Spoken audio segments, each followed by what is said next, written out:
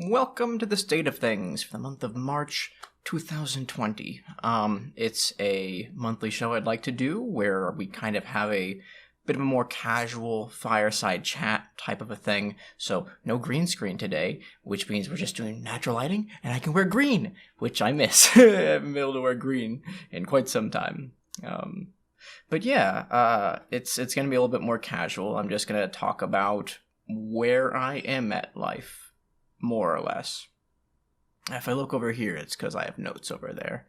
I do want to try and stay fairly on topic and not ramble too long, because then we'd be here for like 2 hours. So that's not going to happen. Anywho, at the tail end of last month, I was actually feeling a little bit conflicted about whether or not I wanted to keep going with YouTube and Twitch and all that, or if I should just put that spare time into focusing on one of my other dreams or goals, because I have a lot. I'd like to make a game. I'd like to, of course, need to learn various programs to make that game. I also want to learn how to do 3D animation with Blender. I want to make music. There's a lot of different creative things that I want to do, and I'm not sure if casual film is truly the direction I should be taking my studies. I'd like to try voice acting. I could, of course, drop YouTube and just focus on Twitch. I'd like to write something someday. I'd like to do writing and design for a tabletop game at some point in time. I'd like to get better at making art, that kind of stuff. So I have a lot of stuff, which I've dabbled in various projects for these topics in the past, and I had decided that I needed to shelve some of them, because if I just keep touching on these smaller topics and then never accomplishing any of these projects because I'm too busy jumping around to other ones, what's your problem, bird? Shush. Then I'll never accomplish anything. And so now that I am focusing on one thing over the others, I now have this desire and this not really desire, I guess I'm just questioning myself. And it's not good. I don't feel like I should be questioning myself, and eventually I did come to the conclusion that we're gonna keep at it. We're gonna keep at it YouTube for at least a year. If I still feel conflicted at the end of the year, then we'll jump ship. But having already decided that, now it's already doing wonders for me, and I'm feeling a lot better about this decision. I also talked with a coworker, and I won't go into the details, but it was a rather inspiring conversation, and it's helped me. It's helped me a lot. Health and diet-wise, last month, my little brother came up to visit for a little while, and I ate out too much. I cheated on the keto diet a lot, and more often than I was on the keto diet. And it created problems with my acne, and balding problems came back, so my hairline's a little bit higher. You probably couldn't tell if I hadn't pointed it out to you. The other thing with my hair is that I stopped taking one of the pills I was doing, and the pill was helping the hairline, don't get me wrong, but it was, I won't go into details because gross, I get it, but it was doing stuff with my urinary tract, and I'm gonna try it. I'm gonna try life without the pill and see if my bladder can recover. And if not, then, oh well, if it's already damned if I do and damned if I don't, then I'll get back on the pill and my hairline will come back down. Alternatively, I might go and start researching balding stuff again. Who knows? Because I like this very simple hairstyle I've got going, where effectively after the shower, I comb everything to the sides down, and I just comb everything back, and then when it dries, it just does whatever it's gonna do, and it tends to be okay. But I might try, if I can get my hairline down a little bit more, I think a buzz cut would work. Alternatively, I could just say fuck it and just go bald and like actually start shaving my head on top of that and just really commit to it and that kind of thing. So I don't know. At the very least, I might experiment with some things come next month or come later this month. At the very least, later this month, I need to get a haircut if I'm going to keep this hairstyle, because it is starting to get a little bit too long on the sides. The bangs are fine. I should probably get them trimmed eventually, but because I don't have a whole lot of hair in front, I like to try and keep the front as long as possible. So diet is now back on track.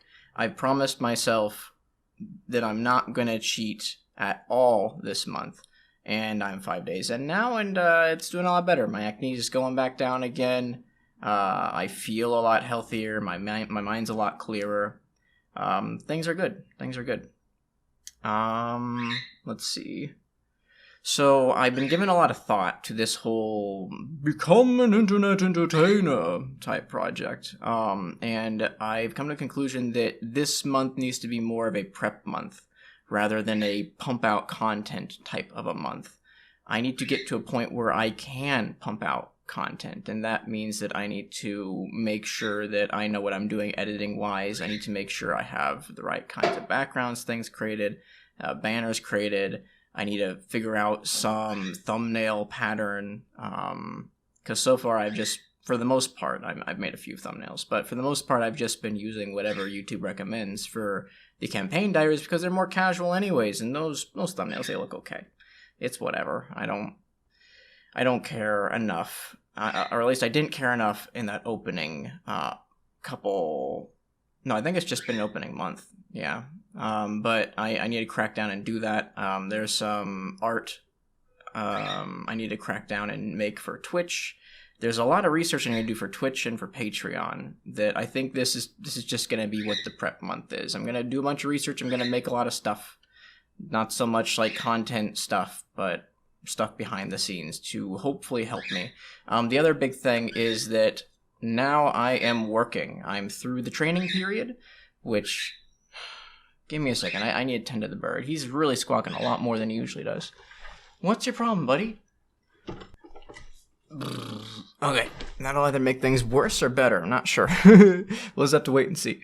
But ideally the bird will stop. Hopefully it wasn't irritating too much. She wasn't being too excessively loud. And while I am paranoid about bird chirping and whatnot, I've talked with my Discord friends and they don't complain. They say it's fine.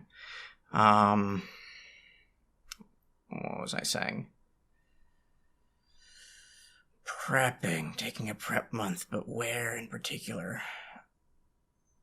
I don't remember. We're just going to go on to talking about my job, because I think I was also talking about that anyways. So now I'm doing like a call center adjacent type job part-time. I now can hopefully solidify a schedule, and on top of like taking the prep month, I want to put together like a big ol' spreadsheet and itemize all my time and get like put down like guaranteed sleep times and be awake times, and okay, this time is designated to like showering and cooking, and this time I could do live streams in, or I can edit videos in, this is my time to be productive, that kind of thing, because the entire reason why I'm doing this gamble of working part-time over full-time is because I'm hoping that I can eventually do something entertainment-based for a living, and I need to be putting time and resources into that. And so I want to be hammering out a schedule so that I can be putting time and resources into that. And then I guess the only thing left to cover off the top of my head is just how I'm feeling in general. And I'd say right now, pretty hopeful. Life's not perfect, but I'm through the worst of it. And, I think from here on out, things are going to get better.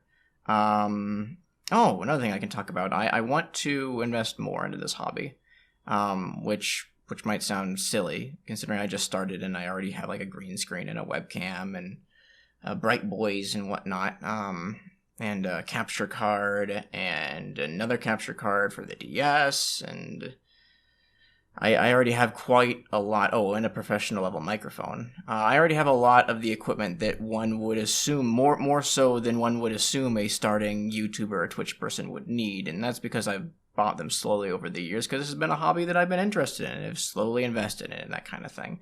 But at the same time, I don't like the visual quality. In order to get 60 frames per second, I have to film in 720p. Alternatively, I could go to 1080p and then go to 30 frames per second, which I don't think looks good on YouTube. I'd like to get a better camera, because right now I'm still just using this webcam right here, and it works just fine for Twitch. I'm not going to get rid of it. I'm still going to use it for Twitch, because then I'm shrunken and tiny in the corner, and it works just fine. It works just fine for that. We can do 720p, 60 FPS with the webcam, me in the corner, shrunken down, and then it doesn't matter that it's not like crystal clear and whatnot, because most of the focus is going to be on the gameplay anyways. So this setup works perfectly for Twitch. But for YouTube, I want to get a better camera, and I want to find a better setup. Even if it means I film somewhere that's not here in front of my green screen. Even if I just like go and do a more casual thing and like a chair out in the living room. Or I make like a fireside chat thing like this. Who knows? But I want a higher quality camera, and I've been picking up a lot of extra hours at work. Between training was effectively full-time, and then a lot of people have been taking sick days and family emergency days, and I seem to be the one that keeps getting called in, and I keep saying yes, and it's created some problems for me. I've now had 2 decent nights of sleep, so I'm doing a lot better now, but the past week and a half, consistently, I was getting about 4 hours of sleep on average. And that wasn't good. I'm not the type of person that can function on 4 hours of sleep very well. But I'm doing a lot better now. But even so, all that extra work that I picked up that messed with my sleeping schedule as a result of that, I now have extra money to spend if I so choose to. And so I think this is going to be something I do, is I go and research a camera and I buy that. I might also buy more Bright Boys, because give me just a moment. Let me go grab one of them. Because right now, since they're not being used for the video, I can just... Oh, okay, that's actually going to break something if I'm not careful. Give me a second. There we go. Okay. I had to unplug it, but this is Bright Boy. It's a little bit covered in dust, but dust's not that bad. But it's the type of thing where you have all these nice switches in the back, and you turn all the switches on, and then it gets really bright in front, and then you can direct it. It's good. I got it on sale like a year or 2 ago. It's a good Bright Boy, but like they're very big and hard to set up. And as you can see, I have it set up like over there, and normally you'd want it off to the side, like at the edge of the green screen, lighting it that way. Because the alternative is it goes here in the middle and lights up the green screen, but then that blinds me and it's not fun. So the alternative way to light a green screen, if you don't have 2 things at either end, which there's just not enough room here, this isn't a dedicated enough film studio, it's just my fucking room. That's all it is. This is just a green screen, a fabric that's being pinned in place by a bunch of little, what are they called? Thumbtacks, effectively. Which hurt my fingers, because this is a very hard wall for some reason. But I'm not sure if I'll actually replace the green screen behind me or not, because it does have, like, some problems where you can see, like, a wrinkle here. It used to have more wrinkles over there. I've since fixed that, for the most part. There's the occasional, like, discoloration. I don't know if you can see that. No, it doesn't show up on the camera. All right, cool. We're low quality enough. We're low quality enough that you can't see most of the imperfections, but there are imperfections that certainly are visible when keying, when I'm editing the videos, that create some problems sometimes. Particularly, let me see if I get it right. Yes, this side over here tends to be a bit darker than this middle area and the top. And so the keying sometimes misses this area, so then I have to like crop it out and try and do stuff. It's just the pains of using a green screen when it comes to editing. When it comes to like doing it on Twitch isn't as picky, because it's live streaming. There's only so much you can do. So I'm always going to have like some vague green aura around me. There's no preventing it. But when it comes to YouTube, I try and be as professional as possible. So who knows? I might replace the green screen itself as well. But at the very least, what I think we're going to do, since the side lighting isn't perfect because I just don't have enough room for it, is I want to try and get some lights that I can put on the floor and angle upwards so that it'll be lit from below. And that might be better, or it might make things worse. Depends on whether or not I can find something that can diffuse the light. I think that'd be the right word for it. Because if it's just like beams of light, then it'd be like, oh, okay, well now there's a triangle here that's lit, and now there's a triangle over there that's lit, and then there's the middle part and the top part and both the corners that are unlit, and it's super janky and bad. So it could end up being super janky and bad, but if I can diffuse the light enough, then I can get that to work, I think. I hope. I need to do some research, but I'm sure there exists some device with lights in it that I can use to have more of like a spectrum in the back. And if not, I could just scrap green screen, because I'm already kind of iffy on using it for YouTube. I don't think it's necessary more often than not. It's just an extra chore more often than not. I really like it for Twitch, though. That's my problem. I know it's not necessary for Twitch either. You can just put yourself in a little box in the corner and everything will be fine. I get that. Plenty of people do that and it still looks professional enough. Especially if you have all sorts of overlays and chats off to the side and whatnot. I just like it because it puts more of a focus on the gameplay footage. That you can just full screen the gameplay footage and not have to have sidebars and like all sorts of crazy stuff going on. More often than not, of course. Sometimes you do need a sidebar because the game is old. It's like from the GameCube era or whatnot, and so the aspect ratio is smaller, so you might as well have a sidebar, which is what I did for my Leaf Green Nuzlocke, and I thought that looked very nice. Took me a long time to edit that together, but it looked nice, and I need to finish that Nuzlocke.